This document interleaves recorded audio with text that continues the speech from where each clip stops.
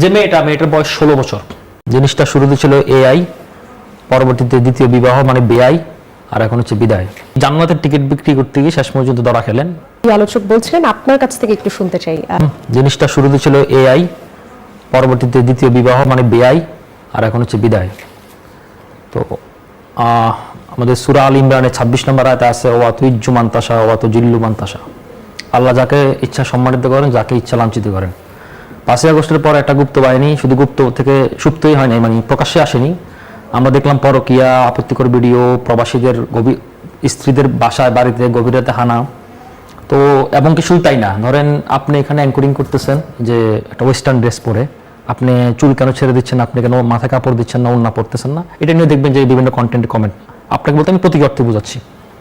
তো সেক্ষেত্রে এই যাদের এই জান্নাতের টিকিট বিক্রি করতে গিয়ে শেষ পর্যন্ত ধরা খেলেন, তো ধরা খাওয়ার পরে এখন আজকে এই যে পরিণতি, তো সেটা আসলে দেখুন, মানে যারা আসলে ধর্মভিত্তিক রাজনীতি করে এবং যারা মনে করে যে তাদের যে লেবাসটা, এই লেবাসটা আসলে মানুষকে ইহকাল এবং পরকাল দুই জায়গায় শান্তি দিবে, এবং তারা বলে লা ইলাহা ইল্লাল্লাহ, জিতবে আবার দাঁড়িপাল্লা, তারপরে রোজা পূজা, মানে নানা ধরনের মানে কুফরি কথা, শিরকি কথাবার্তা যারা বলে আসছে, এবং সাধারণ মানুষের ধর্মপ্রাণ মুসল্লিদেরকে তারা যেভাবে বিভ্রান্ত করে আসছে, এবং এটার একটা চূড়ান্ত রেজাল্ট হচ্ছে এটা, এর বাইরে আর কিছুই না। তো এখন এটা জামাত যে আমার সমালোচক ফারুক ভাই 3-4 বার করে ধন্যবাদ দিচ্ছেন, কিন্তু আমি একটা কারণে ধন্যবাদ দিতে পারছি না। কেন আপনাকে বলি না, আমি ডেফিনেটলি হ্যাঁ আমি বলছি অবশ্যই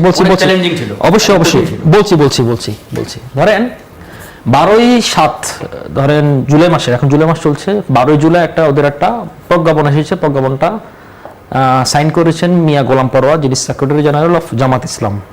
বাংলাদেশের কনস্টিটিউশনের 27 নম্বর অনুচ্ছেদে বলা আছে নারী পুরুষের সকল ক্ষেত্রে সমান অধিকার থাকবে। তারপরে এদের প্রত্যেকটা আচরণে দ্বিমুখী, এবং এই দ্বিমুখী আচরণ আপনি একটা কারণে যে আমি খুব ধন্যবাদ দিই, বাবা দিয়ে জামাতকে মাথা উঠে দিব, এটা আজকে এই ঘটনা হওয়ার পরে এই পর্যায়ে এসে আপনি তাকে বহিষ্কার করতে বাধ্য হয়েছেন, কারণ পুরো দেশব্যাপী এটা শোরগোল হয়ে গেছে। এগুলো একটা সাইড। এবার সেকেন্ড সাইড আমি একটা বলি, এটা হচ্ছে পলিটিক্যাল সাইড। এবার অন্য সাইডটা আমাদের কিন্তু খুব, এটা আমাকে খুব ভাবাচ্ছে আজকে সারাটা দিন। ধরেন এই ঘটনাটা একটু পর্যালোচনা করেন, যে মেয়েটার বয়স 16 বছর। একটা 16 বছর বয়সী মেয়ে ফার্স্টে চাকরির জন্য তো গেছিল, ডিওটা আমরা দেখলাম, জোর সুপারিশ দেখলাম গ্রিন কালিতে। তো সেখানে দেখলাম মানে একটা তার আর্থিকভাবে সে সচ্ছল না, তা মানে তখন তার কাছে চাকরিটা খুব জরুরি। তার মানে চাকরির বিনিময়ে তাকে তার সম্মানহানি বা তাকে এই জায়গায় পারমিট করতে হচ্ছে, এটা একটা লজ্জাজনক ব্যবস্থা। এবং জুলাইয়ের পরবর্তী সময় আমরা কিন্তু দীর্ঘদিন থেকে বলে আসতেছিলাম যে আমাদের কর্মক্ষেত্র নারীদের জন্য কেন নিরাপদ নয়। এটা যে কোনো ক্ষেত্রে, আপনি যদি মিডিয়া বলেন, ক্রীড়া ক্ষেত্র বলেন, চিকিৎসা ক্ষেত্র বলেন, ব্যাংকিং ক্ষেত্র বলেন, সব ক্ষেত্রেই এটা কিন্তু একটা নতুন দিক উন্মোচন করলো। তার হচ্ছে আরো বড় ডেঞ্জারাস বিষয় দেখেন, যেখানে এত বড় একটা ঘটনার পরও মেয়ে নিজেকেও পরবর্তী বিবৃতি হয়েছে, মেয়ের বাবাকেও বিবৃতি হয়েছে, এবং আরো মজার কাহিনী হচ্ছে কি, যে এটা লিকটা করেছে সে হচ্ছে কি মেয়ের মানে মামা, মানে ড্রাইভার। এবং শুধু তাই না, তাদের নাকি টাকা পয়সার লেনদেনে কোনো সমস্যা ছিল, কারণ সে নাকি ক্যামেরা ফিট করছে। সুতরাং আপনি দেখেন আমাদের সোসাইটিটাকে আমরা কোন দিকে নিয়ে যাচ্ছি, এবং আমাদের রাষ্ট্র জুলাইয়ের পরবর্তী সময় যে আমরা বৈষম্যহীনতার কথা বলি, সেখানে আমরা নারীর জন্য যে নিরাপদ কর্মস্থল এখন তৈরি করতে পারিনি, এটা কিন্তু আমাদেরকে আঙুল তুলিয়ে দেয়। এবং এটা আজকে হয়তো ভাইরাল হওয়ার কারণে এত আলোচনা হচ্ছে, এরকম অসংখ্য হাজার হাজার ঘটনা কিন্তু আমাদের সামনে আসছে না।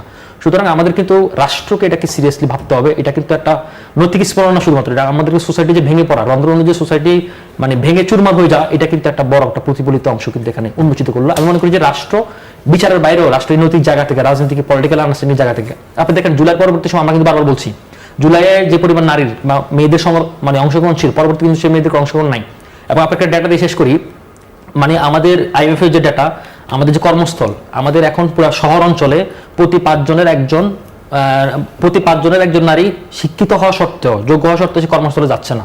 এবং আমাদের 2021 সালে 16 সালে ডেটা ছিল 32% টোটাল, এখন এটা 25% চলে আসছে। এবং আমাদের টোটাল যে ইকোনমিকের উপর একটা বার্ডেন তৈরি করছে এই নারী কর্মস্থল নিরাপদ না হওয়ার কারণে। এবং আমরা দেখবেন কিছুদিন পর পরে আমাদের আন্দোলন আসে, কর্মস্থল নিরাপত্তা চাই। তো সুতরাং এটা কিন্তু মানে পলিটিক্যাল ল্যান্সের বাইরেও সোসাইটি ভাবে একটা বড় অ্যাঙ্গেলে দেখার একটা বড় সুযোগ।